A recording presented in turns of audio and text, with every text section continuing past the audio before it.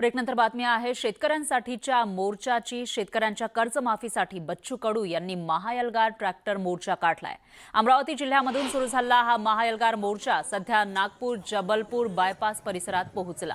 या मार्गावर बच्चू कडू यांच्या नेतृत्वाखाली हजारो शेतकरी चक्का जाम आंदोलन करत आहेत। यावेळी बच्चू कडूंचा गनिमी कावा समोर आला। सभास्थळ हे फक्त पोलिसांना दाखवण्यासाठी होतं। खरी सभा बच्चू कडूंनी रस्त्यावर घेतली। जोपर्यंत सरकार मागण्या मान्य करत नाही तोपर्यंत हे सगळे आंदोलक इथंच बसून राहणार असं बच्चू कडू म्हणाले। तर पंजाबच्या धर्तीवर आंदोलन करणार, वर्षभर इथंच बसायची तयारी आहे असंही बच्चू कडूंनी सांगितलंय। उद्या दुपारनंतर रेल्वेही बंद करण्याचा इशारा बच्चू कडूंनी दिला। जाण्याचा कार्यक्रम रद्द केलेला आहे। आपण सरळ उद्या 12 वाजता रेल्वे गाठणार आहे, बरोबर का? त्यांना शेतकऱ्यांसाठी दिव्यांगांसाठी वेळ नाही, मेंढपाळांसाठी वेळ नाही, मच्छीमारांसाठी वेळ नाही, कर्मचारी आमचे ग्रामपंचायत कर्मचारी 5000 घेतात त्यांच्यासाठी वेळ नाही आहे। आणि आता वेळेवर बैठक लावली, हे कसं शक्य आहे? आणि म्हणून आता त्यांनी निर्णय घ्यावा।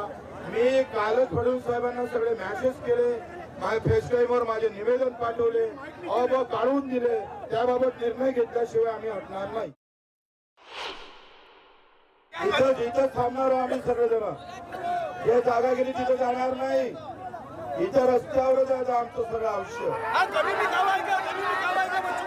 पंजाबच्या धर्तीवरचं आंदोलन होईल, वर्ष लागलं तरी वर्षभर इथं बसायची तयारी आहे कधी नाही। पाहुयात पुढची बातमी। भाजप नेते मुरलीधर मोहोळ यांच्यानंतर धंगेकरांनी आता भाजप प्रवक्ते नवनाथ बन यांना डिवचलंय। एकनाथ शिंदेंच्या शिवसेनेचे नेते रवींद्र धंगेकर आणि भाजप प्रवक्ते नवनाथ बन यांच्यामध्ये ट्विटर वॉर रंगलंय। धंगेकर यांच्याकडून बन यांचा डोरेमॉन असा उल्लेख करण्यात आला। धंगेकर यांच्या टीकेला बन यांनीही जशास तसं उत्तर दिलं। मी डोरेमॉन तर तुम्ही बावळट नोबिता आहात असं बन म्हणाले। 12 पक्ष फिरून आलेले रवींद्र धंगेकर गेल्या काही दिवसांपासून पुण्यामध्ये धिंगाणा घालण्याचं काम करतायत। आज त्यांनी माझ्यावर एका कार्टूनचं नाव घेऊन टीका केली आहे। डोरेमॉन म्हणून मला हिणवण्याचा प्रयत्न केला, परंतु डोरेमॉन म्हणणाऱ्या रवींद्र धंगेकरांना डॉबरमॅन म्हणून मी हिणवू शकतो, परंतु डॉबरमॅन म्हणण्याची आमची संस्कृती नाही। मी रवींद्र धंगेकरांना डॉबरमॅन म्हणणार नाही। त्याच कार्टून सिरीजमध्ये नोबिता नावाचं एक कार्टून आहे, ते बावळट आहे। हे बावळट कार्टून म्हणजे रवींद्र धंगेकर आहे असा माझा आरोप आहे।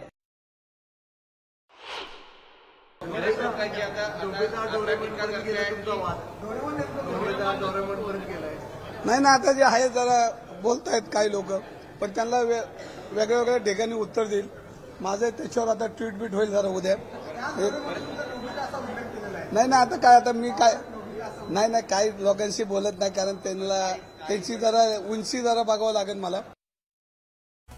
दरम्यान आगामी स्थानिक स्वराज्य संस्थांच्या निवडणुकीच्या पार्श्वभूमीवर महायुतीनं कंबर कसलेली आहे। आता डबल नव्हे तर ट्रिपल इंजिन सरकार हवं असं सूचक विधान अमित शहांनी केलं।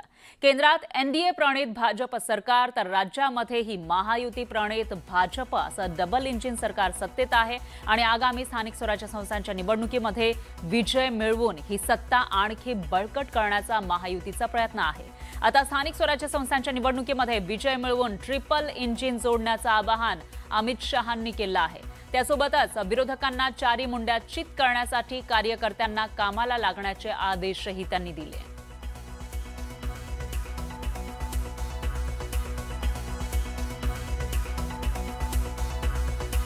तर अमित शहा हे काल मुंबईमध्ये होते आणि यावेळेला त्यांनी आता ट्रिपल इंजिन सरकार करायचं असा मानस व्यक्त केला आहे। कार्यकर्त्यांना कामाला लागण्याचे आदेश दिलेले आहेत। ज्या पद्धतीनं केंद्रामध्ये भाजप प्रणित एनडीएचं सरकार आहे, त्याचबरोबर दुसरीकडे राज्यामध्ये महायुतीचं सरकार आहे, त्याच पद्धतीनं आता ज्या स्थानिक स्वराज्य संस्थांच्या निवडणुका होतील त्यामध्ये सुद्धा महायुतीचा विजय झाला पाहिजे, आपलीच सत्ता असली पाहिजे असं काहीसं गणित त्यांनी मांडलंय।